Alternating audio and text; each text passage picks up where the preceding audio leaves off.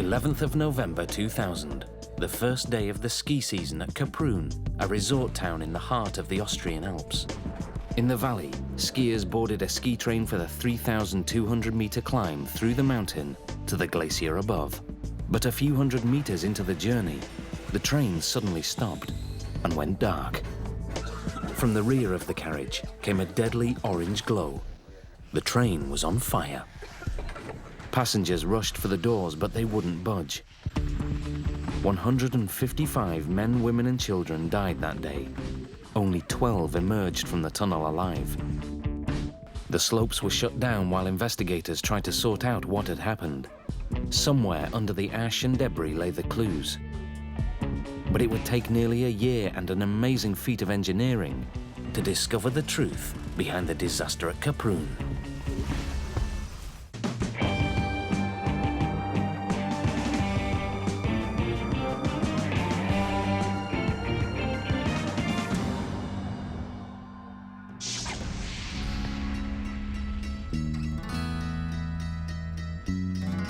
Saturday, the 11th of November 2000. For a group of German tourists who'd gone on a ski holiday, it was a day they would never forget. They traveled to the Austrian Alps from the small town of Vilseck, headed for the peaks above the town of Kaprun, everyone eager to make their first turns of the season. We wanted to get up the glacier early.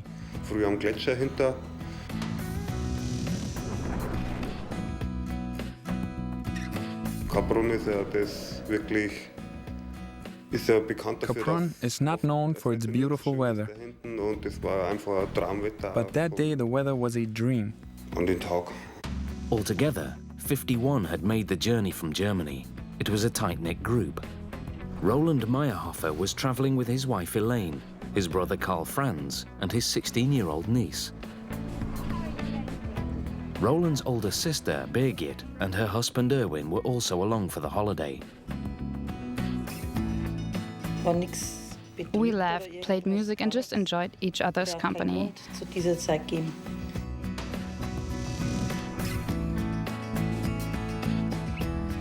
Sehr fröhlich. Das war das erste Mal, man hat sich We all knew each other, and we all were thinking about what a fun weekend lay ahead of us, just like on our previous trips. Wir haben da wirklich ein schönes Wochenende vor uns.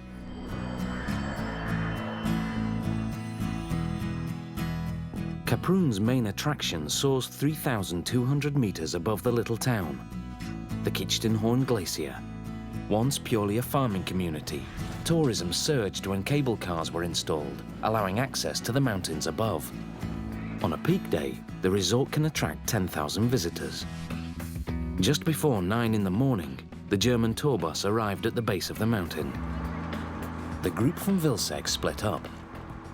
There were two ways of getting up the mountain: a traditional gondola or a special sort of train called a funicular, also known as a cliff or incline railway. I've been on a funicular like this before, so I knew what it was like, and it's much, much faster than the gondola. And that's the reason I decided to take it on that morning.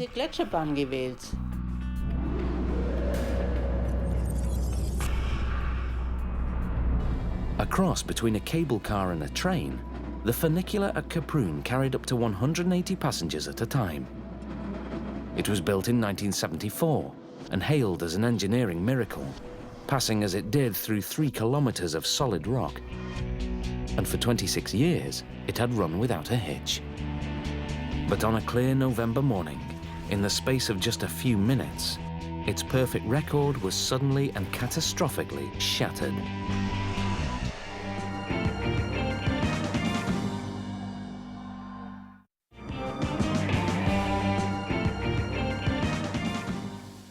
The morning of the 11th of November 2000, skiers and snowboarders were already queuing at the ski train or funicular, waiting for a ride to the slopes, high above the Austrian village of Kaprun.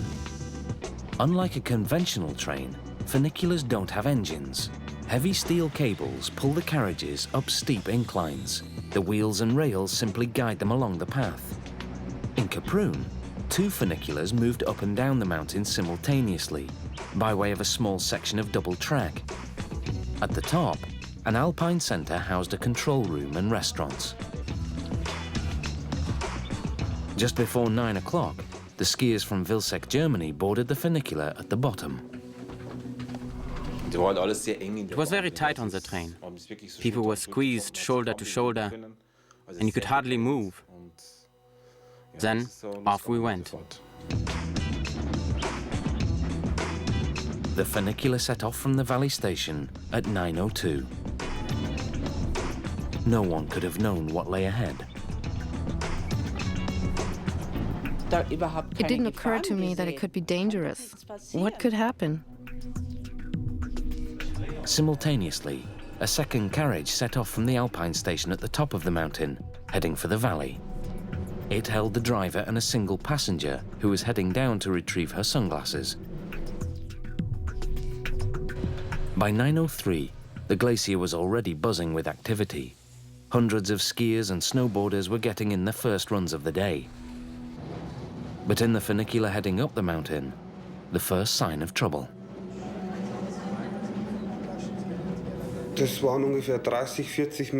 About 30 to 40 meters after we left the valley, one of the other people on the train told me to look around a bit because it smelled of smoke. It just seemed like a small problem with the cable. It didn't seem like anything serious. The crowded funicular continued up the line inside the tunnel. But suddenly, it ground to a halt after just 600 meters. Then, inexplicably, the lights went out.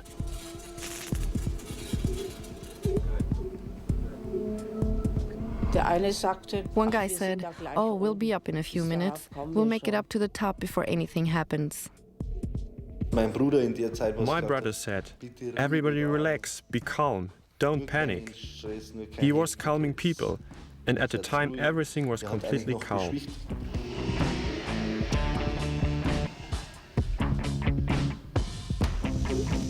One of the passengers tried to use a mobile to call for help, but there was no reception inside the tunnel.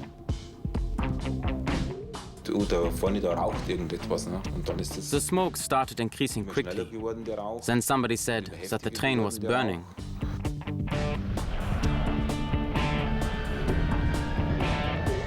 The driver radioed in that there was a fire aboard the funicular. He attempted to open the train's doors from his control panel, but nothing happened. The passengers quickly realized they were on their own. We looked for some way to get out of there. It was like being a dog trapped in a cage.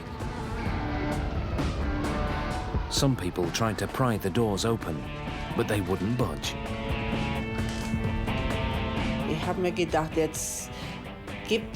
I thought, we can't get out of here. We're trapped and the fire is coming. We're all lost.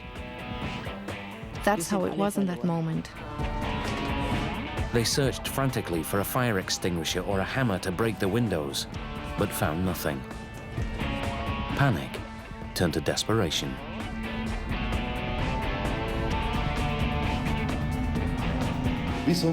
You didn't have time to think about how to behave. It was more like, what do we do now? What do we do now? Something has to happen now. Some tried to kick out the windows. Others hammered at the glass with their skis and poles. Finally, one of the windows cracked and gave way. But by then, many of the passengers had already been poisoned by toxic smoke that was filling the cabin. People were already starting to pile up next to one another. They had already fainted. It was like a death-filled cloud of smoke that was hanging over the people. It wasn't until my husband yelled at me that I have to get out. Quickly get out, that I started to panic. I thought to myself that now I was going to die. Passengers began climbing out through the broken window into the dark tunnel. There was an eerie calm and order to the evacuation.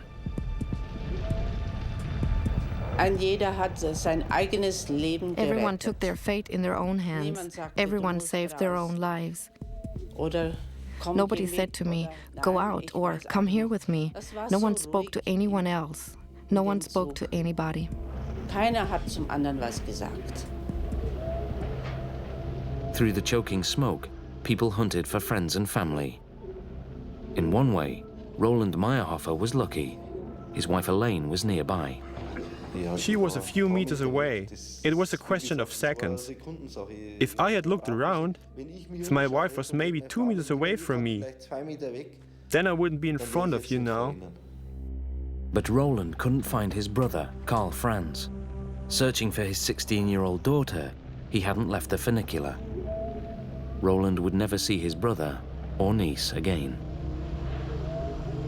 Agnes Wolf was also lost within the burning funicular, lying among the dead and dying. Crumpled on the floor, she was slipping in and out of consciousness. Ich war noch im Zug. I looked around and I could see the fire already burning on the left side of the train. Schon auf der linken Seite. And then I had to decide what to do. Entweder raus oder drinnen bleiben.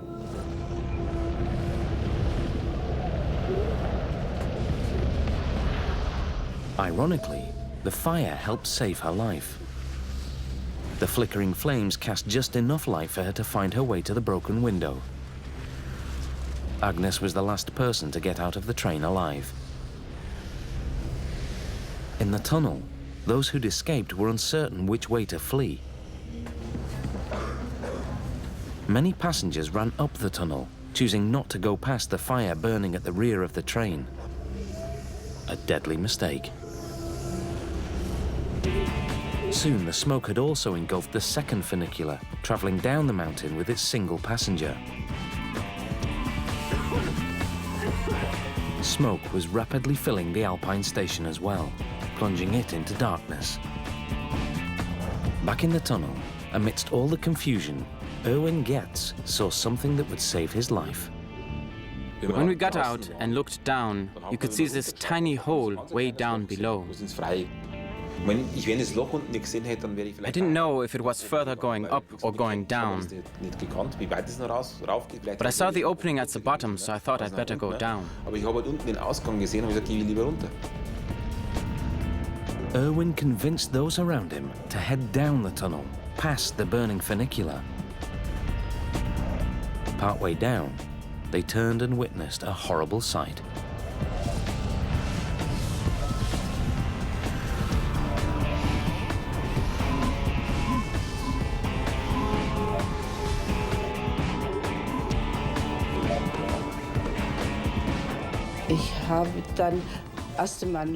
I turned back and looked, but all I could see was a round ball of fire. The entire tunnel was blazing with fire and followed by sparks all along the way in the tunnel. Fire shot up the tunnel towards the Alpine center with explosive force. Temperatures above the fire reached 1,000 degrees centigrade. I was really afraid that the main cable would break and that the train would come crashing down. I thought to myself, if the train comes down, we're all done for.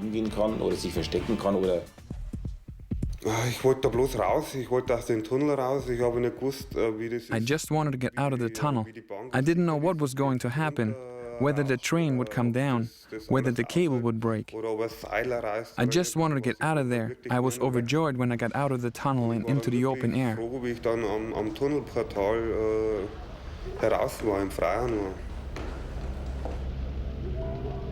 As the survivors stumbled out of the tunnel, they were met by two firemen waiting to go in. We told them to go up the tunnel. Maybe there is somebody there who has fainted and can't make it all the way out.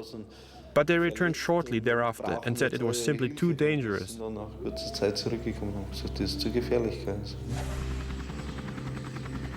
For the lucky few who'd escaped, there was little comfort in their good fortune. Thoughts turned to loved ones left behind in the blaze. Birgit Goetz and Roland Meyerhofer came to an awful realization. Their brother and his daughter were not going to make it.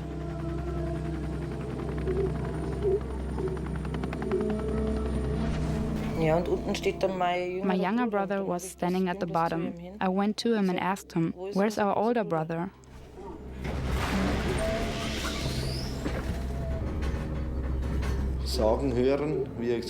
I only heard him when he was trying to calm everybody down. He said, "It's not so bad, soon the train will continue on, and then everything will be all right." Those were the last real words I heard from him. Then I called him to tell him that he should come. Unfortunately, he didn't, because he wasn't behind me. But I heard his voice say, "Go down, go down."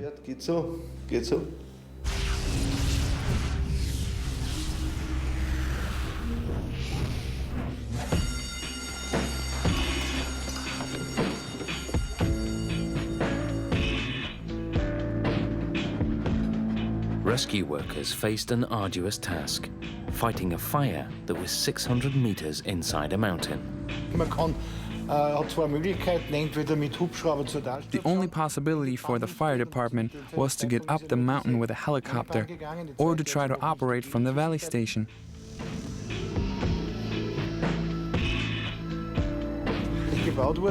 So basically, firemen had to walk for quite a distance, carrying all their gear with them.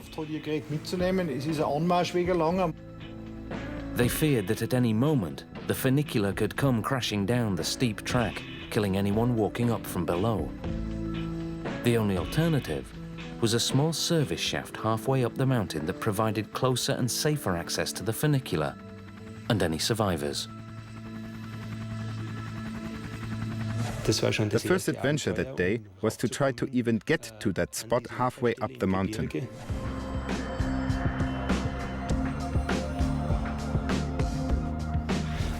Sometimes the conditions were so severe the helicopters couldn't land and the rescue people jumped down to the ground. But rescue workers returned from the service shaft with the worst possible news. There was no possibility that anyone still inside the tunnel could have survived. When the commander said that probably no one would be coming out alive, I still just couldn't believe it, that we wouldn't be able to rescue anyone, that only these 12 people, and thank God these 12 people made it, that's something I just couldn't fathom at all.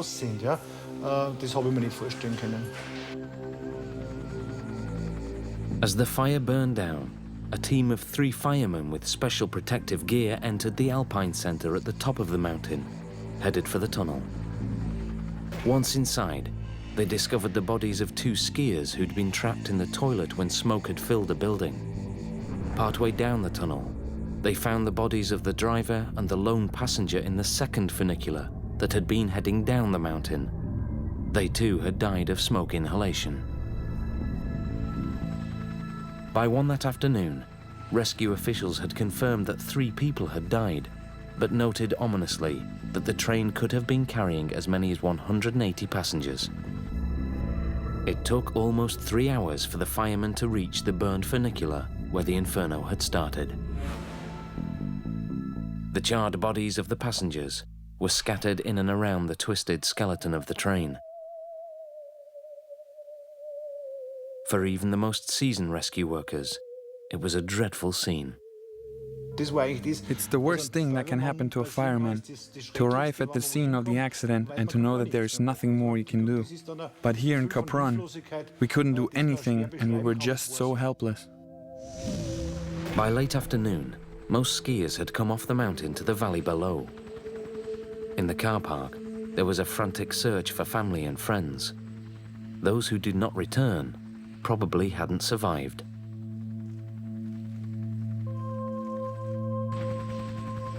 By then, a special team of investigators had already arrived in Kaprun. Like everyone else, they were mystified by what had happened.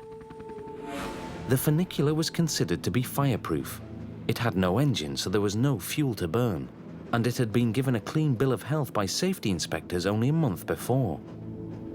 So how had it caught fire and burned with such intensity?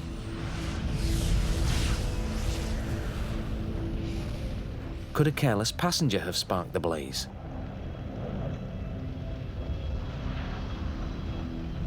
Or had there been some unknown defect with the train itself that had led to the tragedy? Am Anfang war natürlich alles offen, jede Option war We had to möglich. keep everything open. We had to consider every possible option. We couldn't omit anything. That's the first rule for any detective anywhere in the world. Jede kriminalistische Schulung auf der ganzen Welt. But before the detective work could begin, rescue workers and investigators faced the agonizing task of removing all the bodies. Man kann sich das nicht vorstellen. You have to imagine that this is not a normal fire, and we're not dealing with dead bodies in a normal sense. In a fire this size, with this extreme heat, we saw bodies that were basically black clumps, and that was unbelievable to see. Nearly 40 passengers never made it out of the funicular. More than 100 others had died as they tried to flee uphill in the tunnel. The final death toll reached 155. Pathologists were brought in to identify the bodies. Investigators hoped that the scientists might also find the origin of the fire. Could the condition and location of the bodies yield any clues? Dr. Harold Meyer was one of the first pathologists to see the inside of the tunnel. We had to walk over the remains of the train, which was basically mangled metal and bodies inside the train.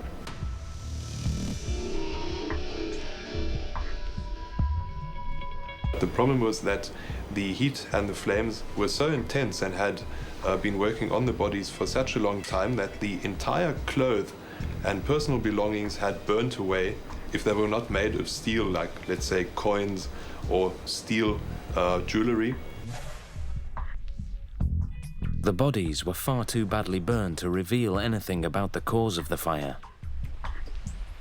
But only hours after the disaster, investigators discovered their first important clue.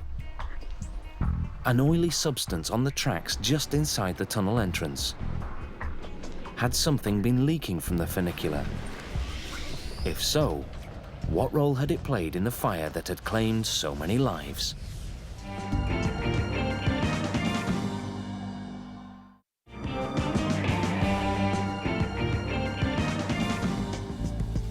During its half a century as one of Austria's most popular ski resorts, Kaprun has seen its share of ice storms and avalanches. But no one here ever imagined that fire would erupt from their mountain to claim so many lives.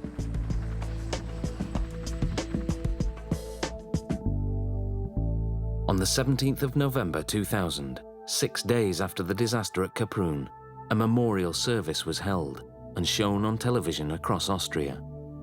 Mourners gathered around the 155 coffins. For the first time, the whole world could see the enormity of the tragedy.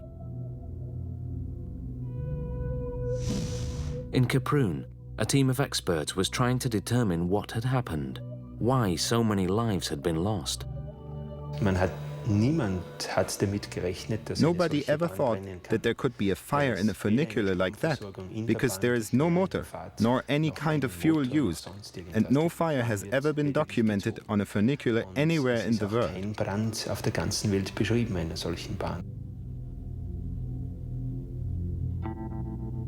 At the lower tunnel entrance, investigators found the first real clue: an oily substance on the tracks. Hydraulic fluid that had apparently been leaking from the funicular. One important piece of the puzzle. The loss of hydraulic fluid explained why the funicular suddenly had stopped in the tunnel. It was designed to brake automatically if something went wrong. It also explained why the doors wouldn't open. Without hydraulic pressure, they couldn't. But investigators still had no clues as to what had ignited the fire, nor to why a vehicle made of flame-resistant materials had burned so quickly. The investigation has shown that it was a very fast-spreading, very intense fire. What fueled the fire, if not the train itself? Dr. Otto Widacek is an expert in fire behavior. After the fire in Kaprun, everybody was saying that there was actually nothing flammable in there. I wanted to demonstrate that this theory was wrong.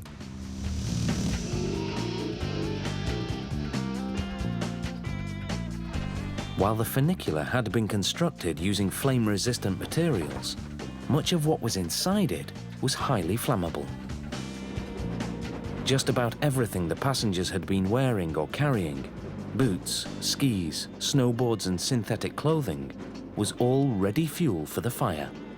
What we want to demonstrate is that, in a specific case of Kaprun, we had tons and tons of flammable material made of poisonous synthetic components. Firefighters use a small amount of petrol to get the fire going. Once started, the results are stunning. With the ski suits packed closely together, as was the case at Kaprun, temperatures climbed to 800 degrees centigrade in a matter of seconds. In addition, the clothing, hats and gloves give off toxic fumes as soon as they ignite. Ja, Sie sehen also hier die Überreste von ungefähr 20. You see here the remains of about 20 of the outfits. Here you see the rest, several ski boots. This material used to be insulation. It contains poisonous components such as polyurethane. So what we are dealing with here is in fact a cocktail of many thousands of poisonous elements or components. Von einigen tausenden giftigen Stoffen. The fumes from such a fire are so poisonous that just a few inhalations would render a person unconscious.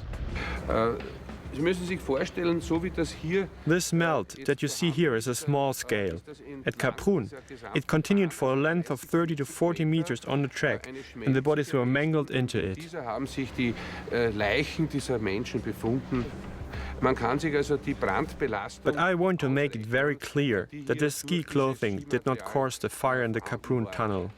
It also would not have helped them to survive had the clothing been different. It's just important to consider how much additional burning capacity was represented by the clothing in this case. So the flammable material caused the fire to burn more intensely and generated toxic fumes. But it didn't ignite the Inferno. The spark must have come from something else. But what? On the mountaintop at Kaprun, investigators had found another clue that helped explain the rapid spread of the blaze. They already knew that tunnel fires are particularly dangerous. In May 1999, a fire broke out in Austria's Tauern tunnel after a car collided with a paint truck. It swept through the tunnel, killing 12 people and burning 23 cars. The same year, a fire destroyed the Mont Blanc tunnel, connecting France and Italy. It began on a transport truck and burned rapidly through the tunnel, killing 39 motorists. Gernot Beer is a professor at the Technical University of Graz. He and his students use computer models to study what makes tunnel fires unique.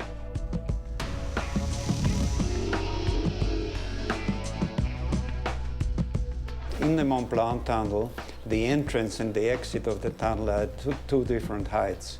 So the barometric pressure at the entrance and at the exit are different, and this causes a natural draft through the tunnel. It's called the chimney effect. Simply put, the tendency of hot air or gas to rise. The funicular tunnel at Kaprun was much steeper than the road tunnel at Mont Blanc. So the draft created by the chimney effect was much stronger. In the Kaprun tunnel, for example, the entrance and the exit are at very different heights because it's a cable car that goes up very steeply. And that natural ventilation was the main influence. There's no doubt about that. By the time passengers had realized the funicular was burning, the toxic fumes from the fire were already being sucked up the tunnel due to the chimney effect. Within minutes, it was pouring out of the Alpine Center at the summit. In der Bergstation, in the Alpine station, 3 people were killed that were in the area of the toilets and that were not able to flee in time. So, within seconds, this smoke, this very poisonous smoke, had engulfed the Alpine station and turned it into a death trap.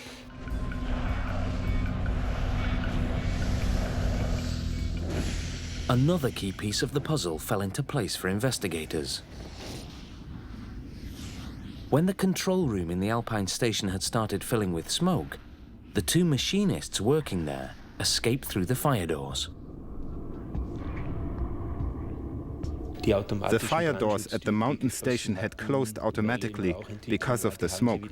They forced them open in order to flee, but these fire doors did not close again.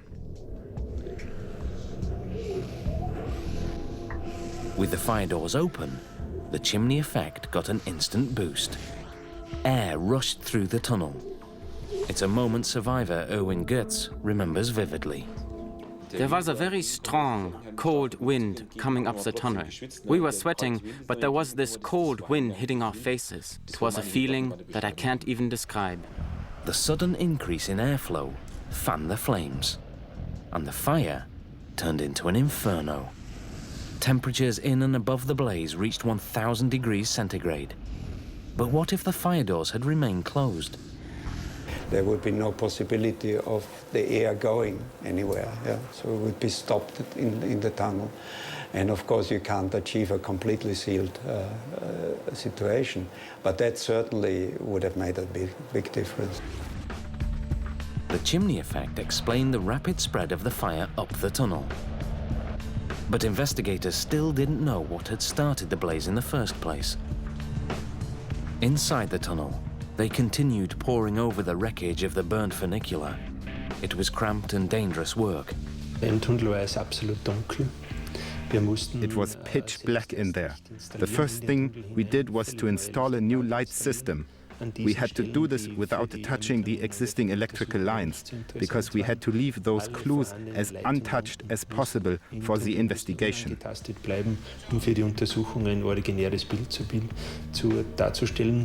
The condition of the tunnel was appalling. With the walls weakened by the fire, there was danger from falling rocks. The air was foul with toxic fumes, and there were the constant sights and smell of death. It was a very, very tough mission. I had 100 men that were working in the tunnel, and of those 100, 66 had to be helped psychologically afterwards. 2 even had such severe emotional and mental problems that they had to go into hospital.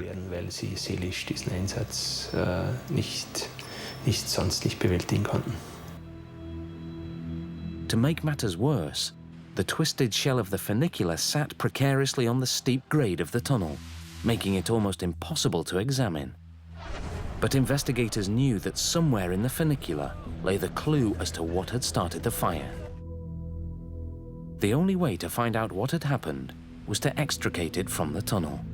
That meant the wreckage and the section of track it sat on had to be removed together so that any evidence stayed intact. No easy task, and one that fell to Rudolf Hofer of the Austrian National Railway. So one thing we had to guarantee was that we could lift the wreckage of the funicular together with the tracks without any kind of motions between them. And further, this had to be brought as one piece to the valley.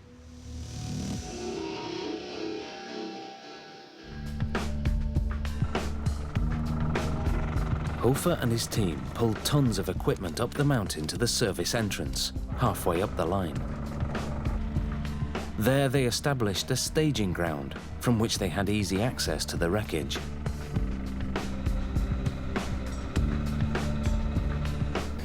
At the scene of the accident, we set up an area, a work area, and got set up to start our job. The first part of the assignment for us was to connect the funicular to the tracks, to make sure that there was a solid connection between the two. To keep the evidence in place and intact, they first bolted the wheels of the funicular onto the tracks. You can see here the original tracks, and you can also see that the train, the chassis and the wheels did not move from the tracks during the entire procedure of recovery and transport. The team then built a cage around the wreckage with steel rods and beams. Next, the whole thing was jacked up, and then the most dangerous part of the operation. Engineers crawled under the suspended remains of the 38-ton funicular and laid new tracks so the funicular could be rolled out of the tunnel.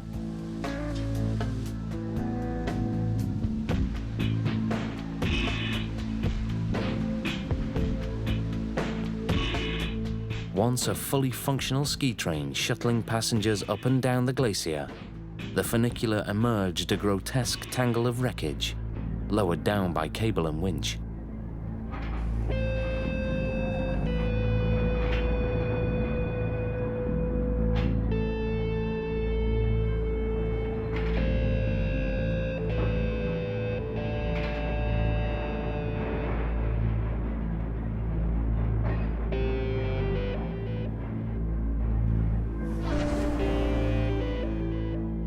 Next, the sister funicular was lowered out, the one traveling down the tunnel when the disaster occurred.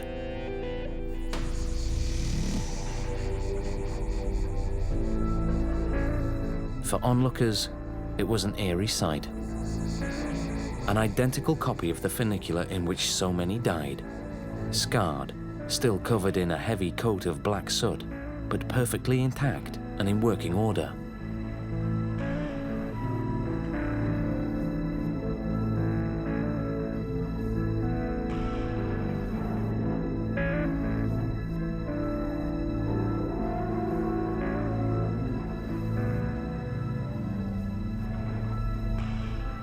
It was a grim reminder of the tragedy, but also a remarkable stroke of good luck for the investigators.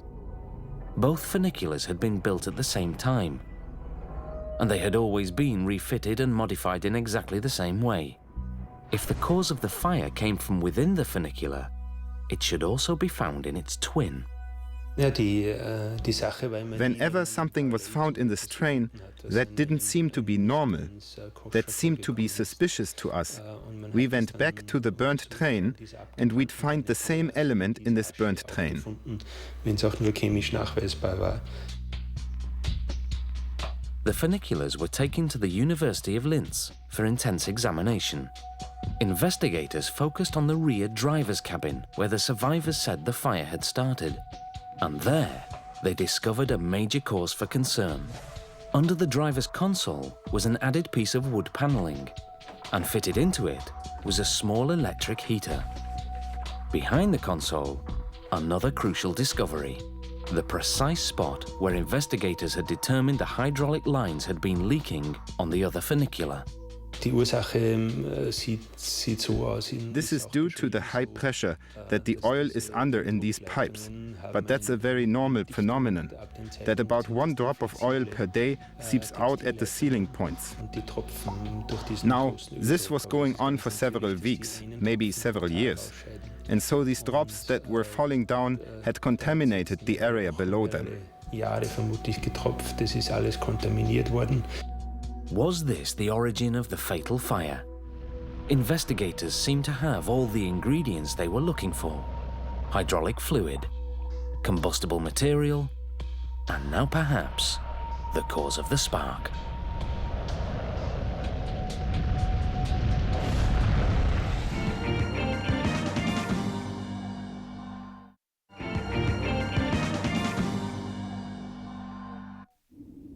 With 155 dead, the tragic fire on the ski train at Kaprun marked Austria's biggest fire disaster in over half a century.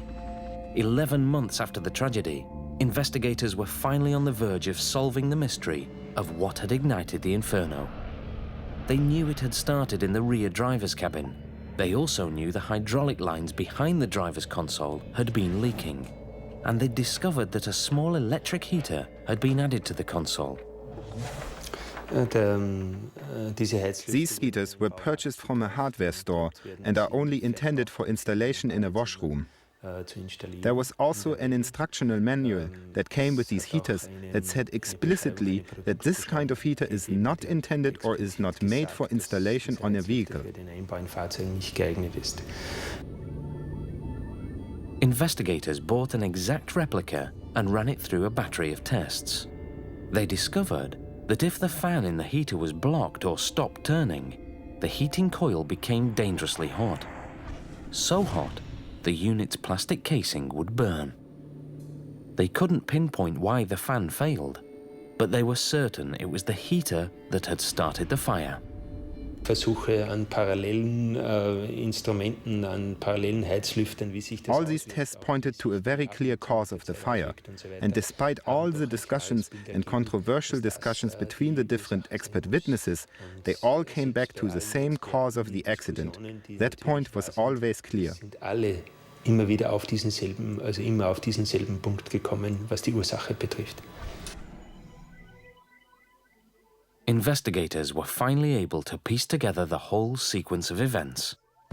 Just before 9 on the morning of November the 11th, 2000, as the funicular was loading in the valley, the heater had already failed and its plastic casing was beginning to burn. The wood paneling around it was soaked in hydraulic fluid from a long-standing leak in the line behind the console. Soon, the paneling began to burn. At 9, the funicular doors closed for departure. Passengers began smelling smoke as soon as the train set off from the station. By 9:02, as the funicular entered the tunnel, the smouldering fire had melted the plastic hydraulic lines. A minute later, the hydraulic system failed and the automatic brake engaged. The funicular ground to a halt 600 meters inside the tunnel. Then the lights went out. The driver tried to open the doors, but without hydraulic pressure, they wouldn't budge. By then, the fluid-soaked wood panel in the console had started to burn, and the little fire was growing fast. Passengers hammered at the doors and windows with their skis and poles. By the time they smashed a window and crawled out, many in the funicular had already succumbed to the toxic fumes. As smoke billowed through the Alpine station at the top of the tunnel, 2 mechanics in the control room fled out through the fire doors. The doors remained open, creating a rush of air up the tunnel shaft. The fire became an inferno. By 9:14, temperatures in the center of the tunnel soared to 1,000 degrees centigrade. Those who'd escaped from the train but went up the tunnel were caught by the flames. 155 people were killed. Only the 12 who'd chosen to scramble down the tunnel made it out alive. In June of 2002, investigators presented their findings in court. 16 people were charged with negligence in the Kaprun disaster. They included the contractors who had installed the heater and hydraulic lines, employees of the company that ran the funicular, and government officials responsible for certifying it. Jürgen Hinterwirth represented many of the families affected by the disaster. The fact that there was never a fire of this magnitude known in a funicular before Kaprun doesn't mean that it is not possible.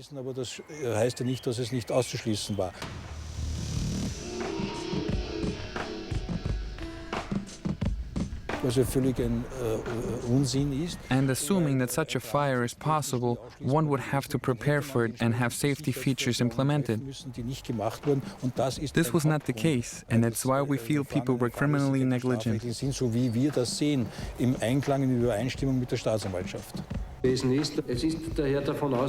In January 2004, all 16 charged were acquitted. The judge ruled that none of Austria's safety measures governing funiculars had been violated. In the small German village of Vilseg, those who survived the disaster at Kaprun are still trying to put it behind them and get on with their lives.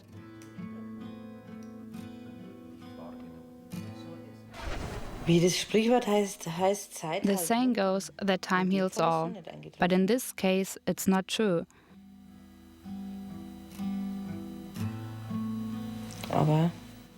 But life goes on. We are still living. It's funny because I'd never before been thankful just to be alive. I think I go through life somewhat bewildered now. You try to do other things, but it's hard to believe how something like that could happen. I think you always have that in your mind. Sometimes it surfaces, sometimes it doesn't. But I don't think it will ever go away. The disaster at Kaprun and the results of the investigation sent shockwaves through the cable car industry. Operators of the world's 6 remaining underground funiculars learned lessons from what happened at Kaprun. Vincent Douillet is the head engineer at Val d'Isère in the French Alps. After the accident, we had the question, how can we improve the safety of the funicular and to keep this lift, which is pretty convenient, safe for everybody. The doors of these funiculars are now designed to work even if the hydraulic system fails. And the windows are equipped with safety glass that can be broken in case of emergency. At Kaprun, the mountain is once again open for business. But the funicular that once carried skiers up to the Kitzsteinhorn Glacier never ran again. The valley station is abandoned. The tunnel, deep inside the heart of the mountain, closed for good. And in the village, a simple wooden plaque commemorates the 155 people who died here on that November morning.